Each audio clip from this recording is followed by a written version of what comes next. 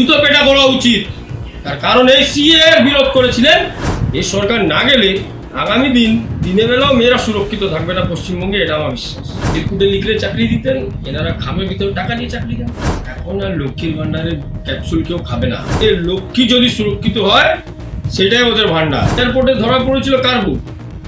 সোনা প্রচার করতে গিয়ে উনি বাংলাদেশে মুসলিমদের এখানে এনে রেখে দিতে পারছেন। এখানে সরকার চলছে না, এখানে মাননীয়া নিজের পিসি ভাইপো কোম্পানি চালাবার চেষ্টা করছে। মাননীয়া ভয় পেয়েছে। মাননীয়া জানে যে কিভাবে চুরি করে উনি 2021 আর 2024 ইলেকশন করেছেন। আজ ওনার পাশ থেকে পশ্চিমবঙ্গের জনগণ সরে গেছে। উনি একদিকে কেন্দ্র সরকারের চাপে এসআইআর করতে বাধ্য, অন্যদিকে উনি যাকে দুধ দেওয়া গরু বলেন তাদেরকে বাঁচাবার চেষ্টা। দুদিক দিয়ে উনি ভাবছে যে ওনার সরকারটা কীভাবে উনি 26-এ বাঁচাবেন, যেটা কোনোদিন সম্ভব না। আর পশ্চিমবঙ্গের জনগণ বুঝে গেছে যে মাননীয়া শুধু জনগণের হত্যা করতে ভালোবাসে।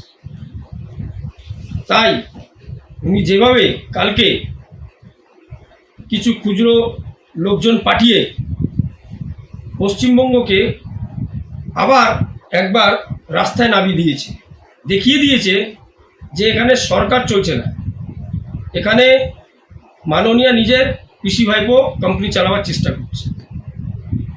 জনগণ এটা মেনে নেবে। আপনি একজন মেয়ে, আপনার কি মনে হয় যে আপনি সুরক্ষিত?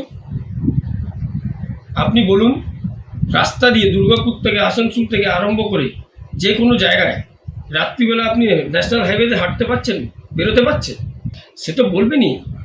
ব্যাপার হচ্ছে উনি তো জানে যে ওনার দুষ্টু ভাইরা কীরকম, ওনার ভাইরা কীরকম ভালোবাসে, ওনার ভাইরা কীভাবে রাজ্য সরকারটাকে চালাচ্ছে। দেখেন, আমি মনে করি আমারও একটা মেয়ে আছে। এই সরকার না গেলে আগামী দিনে বেলাও মেয়েরা সুরক্ষিত থাকবে না পশ্চিমবঙ্গে, এটা আমার বিশ্বাস। যারা এই বামপন্থের দুর্নীতি, বামপন্থের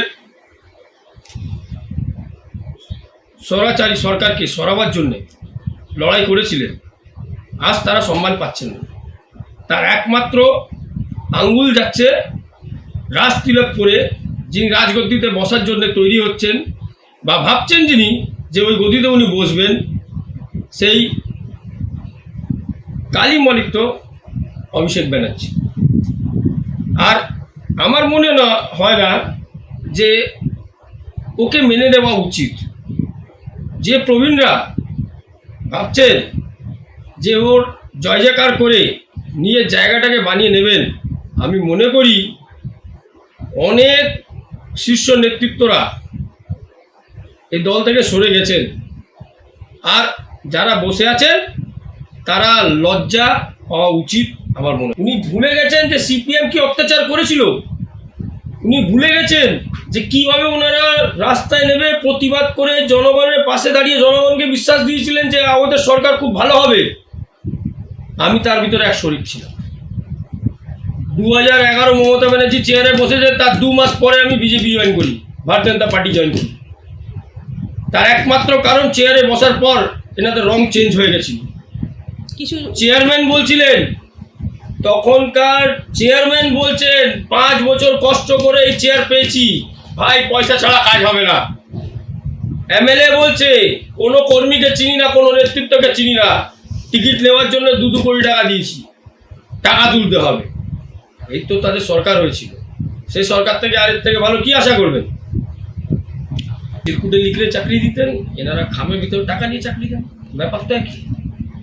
ওনারা বাঁ হাত থেকে কাজ করলে ডান হাত জানতো না, এনারা ডান হাত থেকে টাকা নিচ্ছেন, বাঁ হাতকে দিচ্ছেন, তার জন্য সকল জানছে।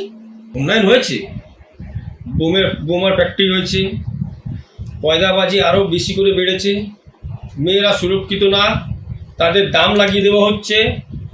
অভিষেক ব্যানার্জি যে জিনিসের উপর আঙুল তেলে রেখে দেবে, সেই অফিস, সেই কারখানা, সেই বার রেস্টুরেন্ট, সে প্রমোটিং, যে কোনো জমি সেটা ওর হয়ে যাবে। এটাই হচ্ছে আজকের দিনে বলতে গেলে সততার প্রতীক। সাধারণ মানুষ ওকে মেনে নিচ্ছে না। আপনি বলুন তো, আজকে একটা মিটিং হলে এলাকায় অটো টোটো রিক্সা বাজার সব বন্ধ করে লোক নিয়ে যেতে হচ্ছে কেন? কোথায় গেল তাদের জনগণ? কোথায় গেল তাদের কর্মী? লজ্জা পাওয়া উচিত।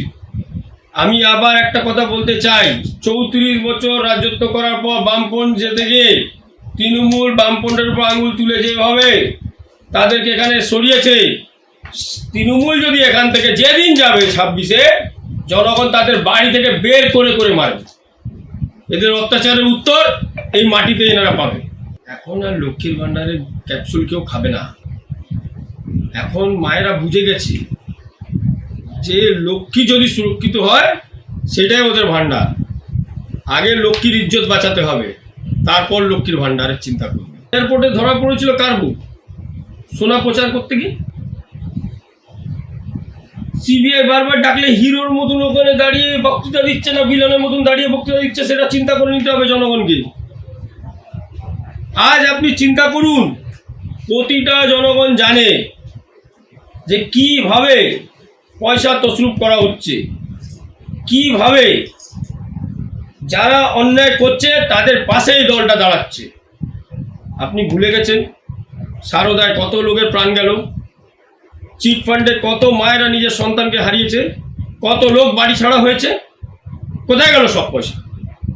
সারদার মালিক এখান থেকে পৌঁছে গেল জম্মু কাশ্মীর, কি করে পৌঁছে গেল? আর চাপে পড়ে আবার ওকে এখানে এনে জেলে পোকানো হয়েছে, তার সব কাগজপত্রগুলো গায়েব করে তারপর সিবিআই হাতে কেসটা তুলে দেওয়া হয়েছিল। ছেড়ে কথা বলবে না জনগণ। অনেক কোটি কোটি টাকা এনারা তছরূপ করেছেন, উত্তর দিতে হবে। জনগণ টেনে টাকা বের করে নেবে, সেই দিনটা আসছে, চিন্তা করবেন না। নিশ্চয়ই ভয় পাবে। একদিকে ওনার ভোট ব্যাংক নষ্ট হচ্ছে, ওনারা চুরি করে যেভাবে জাল কাগজ বানিয়ে এখানে বাংলাদেশিদের রোহিঙ্গাগুলোকে বসিয়ে দিয়েছে। আশেপাশে আগল বগল আপনি নিউ টাউন যান, আপনি খিদিরপুর যান, আপনি বেলগাছিয়া যান, যেখানে খুশি সেখানে দেখবেন শুধু একমাত্র জাল কার্ড ভর্তি। তাদের ভোট যেমনভাবে বাদ হতে চলেছে তেমনভাবে তিনার আর একটা ভয়, সেটা হচ্ছে এসআইআর যদি ঠিক সময় মতন না হয়, ওনার ভোট যদি ঠিক সময় মতন না হয়, তাহলে ওনার সরকার চলে যাবে, এখানে গভর্নর রুল লেগে যাবে। এই আর একটা ভয় ওনার মাথায় কাজ করছে। সারদা যখন তদন্ত হচ্ছিল, এই নিউ টাউন থানা টোটাল ভার নিয়েছিল। টোটাল কাগজগুলো এই নিউ টাউন থানার আইসি তখন ওখান থেকে সরিয়েছে। আর আজও এই নিউ টাউন টোটাল বাংলাদেশিদের গড় হয়েছে। আপনি বলুন তো, যাদের জমিগুলো আপনারা হিডকোর নামে ডেভেলপমেন্ট করার নামে নিয়েছিলেন, সেই জমিগুলোতে ওনারা বস্তি বানাবেন কী করে? হিডকো তো একটা নতুন সাইট, একটা নতুন টাউনশিপ। সেই টাউনশিপের ভিতরে এরকমভাবে বস্তি বানানোর কোন জায়গা, কোন দরকার ছিল আমাকে এটা বোঝান। আর আজ যখন ভুনির মতন জায়গায়, আজ যখন যাত্রাগাছির মতন জায়গা, আজ যখন নবাবপুর মতন জায়গা, সব জায়গাগুলো খালি হচ্ছে, সব লোক যখন ওখান থেকে পালিয়ে যাচ্ছে, তখন আবার ওখানে এমএলএরা গিয়ে তছরূপ করছেন, চেক করছেন যে কারা ওখান থেকে গায়েব হয়েছেন, সেখানে আর অন্য লোকজনকে বসাবার চেষ্টা করছেন। হবে না, জনগণ উঠে দাঁড়িয়েছে, জনগণ রুখে দাঁড়িয়েছে। এই তো পরশুদিন চ্যানেলে দেখছিলাম, যখন এমএলএ ওই জায়গাগুলো ভিজিট করতে গেলেন, তখন জনগণ গিয়ে ওখানে প্রশ্ন করেছে ওনাদের মুখের উপরে যে আপনারা কি দেখতে এসছেন। যে বাড়িগুলো ওনারা বসিয়েছেন সেখান থেকে বাংলাদেশিরা পালিয়ে গেছেন রীতিমতন ভয় পেয়ে। তার কারণ তারা জানে যে কীভাবে তারা জাল ভোটার কার্ড, কীভাবে তারা জাল আধার কার্ড বানিয়েছেন। পুকুরের ভিতরে আধার কার্ড পাওয়া যাচ্ছে, যেরকমভাবে থানার ভিতরে টেবিলের তলায় পুলিশ লোকায়, তেমনভাবে এখানে জাল ঠাপ্পা মেরে জনগণকে বোকা বানানো হচ্ছে। তখন উনি বিরোধী ছিলেন, শুধু এসআইআর এর জন্য বলেননি, উনি পার্লামেন্টে দাঁড়িয়ে কাগজ ফেলে আপিল করেছিলেন যেন এখান থেকে যত জাল ভোটার আছে, বাংলাদেশি ভোটার আছে, তাদের নাম বাদ দেওয়া হোক। উনি নিজের দিনটা ভুলে যাচ্ছেন। আর আজ সেই চোর মাচায় চোর, আবার সেই চোর আঙুল তুলে গলা চেঁচিয়ে নিজেকে সাউকার বলছে, জনগণ মেনে নেবে না। কি করে আস্থা রাখবেন? উনার তো আস্থা রাখার দরকার।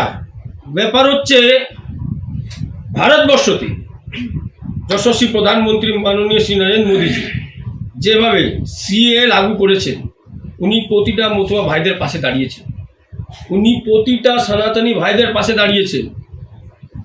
আজ পশ্চিমবঙ্গের বুকে বাংলাদেশ থেকে আসা প্রতিটা সনাতনী ভাইরা যারা ওখানে অত্যাচারিত হচ্ছিলেন, তার জন্য কি মমতা ব্যানার্জি রাস্তায় নেমেছেন? ওনাদের চিন্তা করেছিলেন? পাশে হচ্ছে বাংলাদেশ, উনি বাংলাদেশের মুসলিমদের এখানে এনে রেখে দিতে পারছেন, কিন্তু হিন্দুদের জন্য রাস্তায় নামতে পারলেন না। লজ্জা পাওয়া উচিত না?